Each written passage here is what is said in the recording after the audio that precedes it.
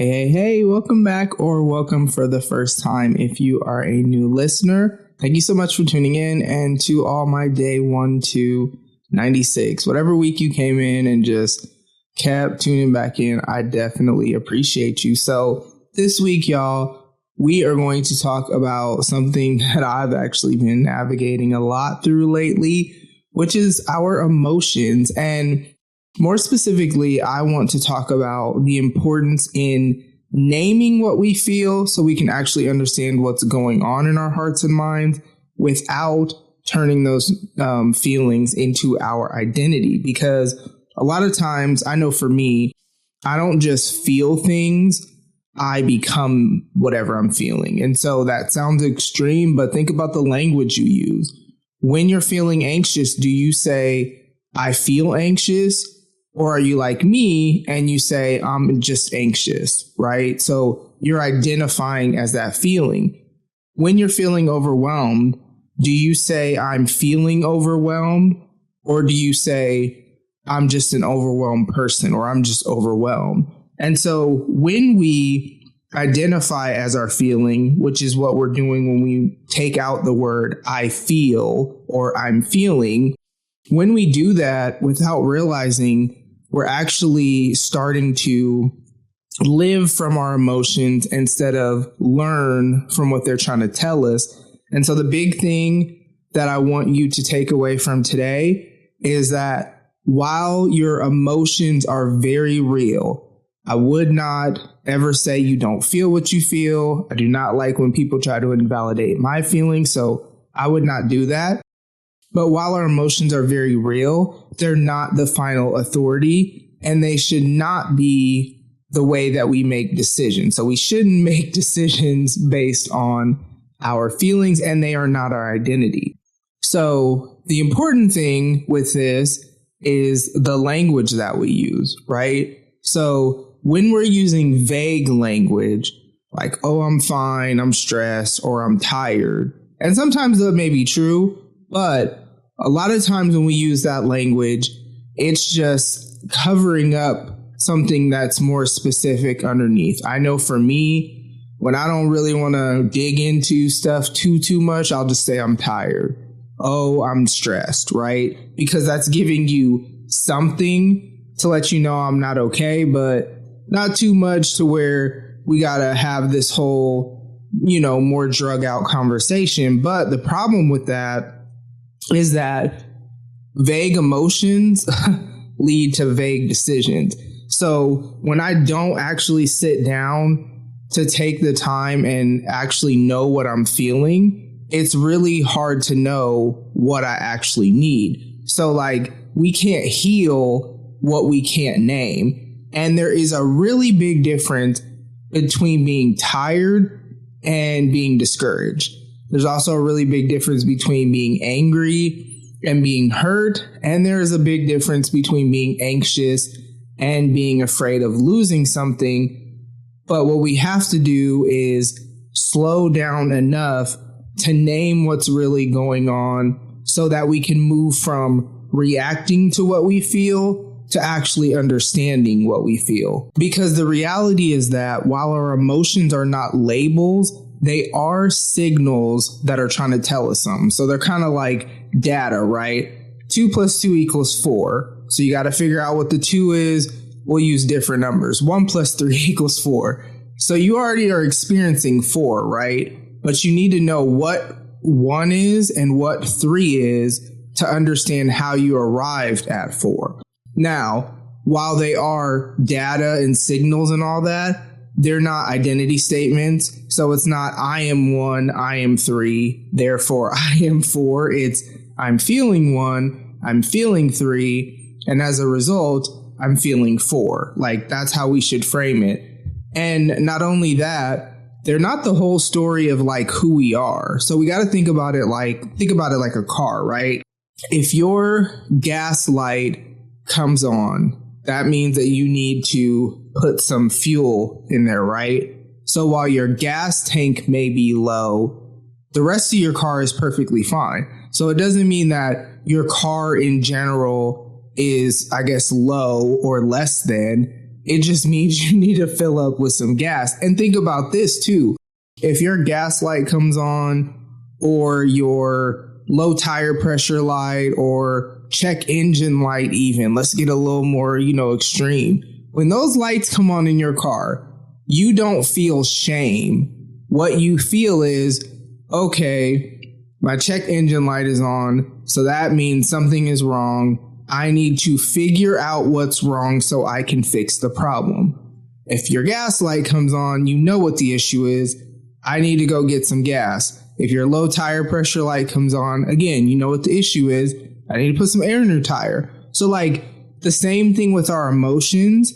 When we are feeling, let's say we're feeling anxious, let's say we're feeling fearful of losing someone or something, or we're hurt, we shouldn't feel any shame when we feel those feelings, right? Because those feelings are just an indicator that something needs attention. And so it's kind of like, pay attention to the, I guess, dashboard lights in your heart and mind, but don't start feeling ashamed that you feel that way. You know what I mean? And the thing about it is, when you start feeling that though, right? So when you start realizing, okay, I'm feeling anxious, or I'm feeling fearful, or I'm feeling hurt, or I'm really discouraged because I'm still going through the same old, or just whatever, right? Don't start letting that define you. That's the thing that we got to make sure we don't do. So instead of saying, I am anxious, say, I feel anxious. Like the language around what we say and how we speak to ourselves is so important. So say, I'm feeling sad. Don't say, I'm just a sad girl. I don't know why I said it like that, but don't say I'm just a sad person, right? You experience your emotions, but we're not our emotions. And the thing about it is, typically, this isn't this quick thing where we start identifying ourselves by what we feel. It usually is kind of like this slow and almost sneaky and quiet process. And we start using emotional language as identity language. Like, I'm always overwhelmed. I'm just a mess. I'm just a stressed person, or I'm stressed, because I feel stress versus I am stressed are two different things, right? I'm just anxious. No, you feel anxious.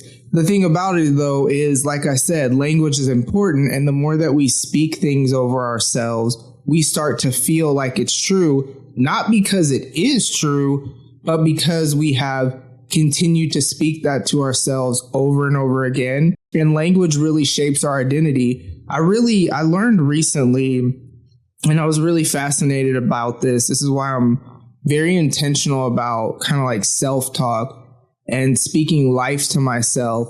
Because when we speak out loud and we say things to ourselves, our brains are not going to say, oh, well, Tamara's saying that, so I know Tamara doesn't really mean that. Our brain's just going to take it as this is being said, and it's just going to interpret and internalize that. And so when we keep calling ourselves something, our nervous system, our mind, and even our habits start to organize around what we're telling ourselves. And then pretty soon we're not just experiencing stress, we're living like stress is who we are. But the thing, though, is that feelings change, seasons change, and we're not always going to feel stressed, right? We're not the sum total of our hardest moment or our heaviest emotion or the worst, week of our life.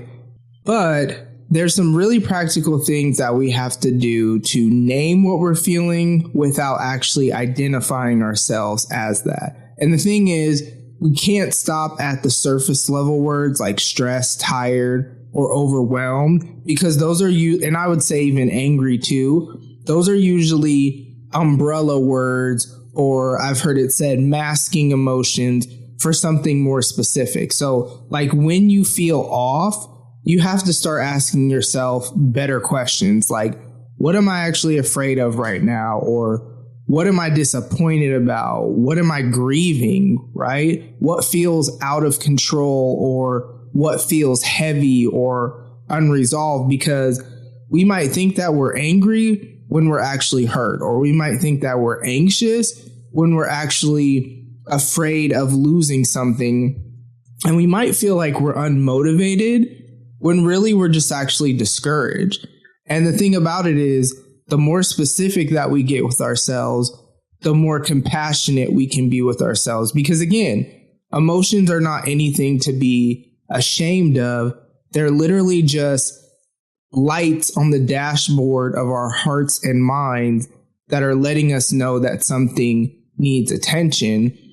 And the thing is, when we name our emotions, a couple of things happen. So one, we start to gain clarity instead of being confused. We also can create space between us and the feeling, and then we can also start responding instead of reacting. And then as a bonus, we can also start bringing the right thing and having the right conversations with both God and the people around us that are like in our, circle or whatever. And so instead of saying, I'm overwhelmed, we should say maybe like, I'm scared this isn't going to work out, because that can cause feelings of being overwhelmed. But why are we overwhelmed, right? Or we could say, I'm disappointed about how this turned out, or I'm tired of going through this, right? And so those are very different conversations to have with both God and people, but they're more honest conversations to allow us to actually get to the root of the problem. And the thing about it is, there is a balance to this, because while we shouldn't ignore our emotions, we shouldn't obey our emotions either. So we should honor them, for lack of a better word, without letting them lead and make the decisions for us. They should be in the passenger seat of our car, not in the driver's seat. And the thing about it is, your feelings tell you that something is wrong, but they're not always qualified to tell you what to do next. I can't tell you how many times I don't want to do the next best step that I need to do. This has happened a lot lately because I am fearful about different things not working out. And I am discouraged. At the time of this recording, I am discouraged about something that didn't work out, right? And so if I allow my feelings to have the driver's seat, I wouldn't have gone to the coffee date that I had this morning that actually ended up being a really encouraging and really needed conversation. I also wouldn't have went to the gym. And then when I came home, I would have just eaten crap food instead of taking the time to actually eat the food that is going to make me feel good in the long run, right? And so the thing about it is yeah, we should definitely allow our emotions to have a voice, right? We can say, I feel anxious, though, without letting anxiety make our decisions. We can say, I feel discouraged, without letting discouragement define our future. So it's yeah, they get a voice, but they don't get the final vote. And here are some practical ways that you can have rhythms for emotional awareness. So I would say do daily or weekly emotional check-ins. And you might even need to, if you're really going through it, you might need to do it in the morning, midday, and at night, or in the morning or at night or whatever. And you have to ask yourself, what am I actually feeling right now? I'd say write it down, even if it's just a sentence or two, or even just a word. Man, remember, the language that we use is so important. So instead of saying I am, say I feel. So I feel anxious. I feel discouraged. I feel overwhelmed. That little shift creates space between us and the emotion and allows us to stop identifying ourselves as what we're feeling. And then the last thing I'd say as a practical rhythm would be, before you react to your emotion, pause and ask yourself, what is this feeling trying to tell me? Because again, remember, emotions are simply light indicators on the dashboard of our heart and mind that are letting us know that something needs attention and needs to be fixed or resolved or whatever the case may be. So my encouragement is that if you have been feeling emotionally overwhelmed or, fearful or anxious or anything like that, you're not broken, right? Again, this is where don't feel ashamed of what you feel, because you're human. And I can guarantee that the reason that you're feeling the way that you're feeling, you should feel that way, right? That's why I said I'm not going to invalidate your feelings. Like, my feelings of discouragement are valid, and that's okay. Like, my emotions are not the problem. Your emotions are not the problem. They're just information, and you don't have to ignore them, but you also don't have to and shouldn't become your emotions. And so my hope and prayer for everyone listening is that you would learn to notice what you're feeling without judging yourself for feeling it, and that you would grow in clarity instead of confusion, and that you would not turn temporary emotions into permanent labels, and also that you would see your feelings as something not to be afraid of, but as something that can actually help you understand yourself more honestly and ultimately live more intentionally. So just remember, you're not your emotions. You're the person who's actually just learning how to understand them. So that is what I have for y'all this week. Thank you so much for tuning in. As always, make sure you take care of yourself mentally, emotionally, spiritually, and physically. Be healthy in your relationships. And I love y'all so much. Thank you for tuning in, and I will talk to y'all soon. Bye.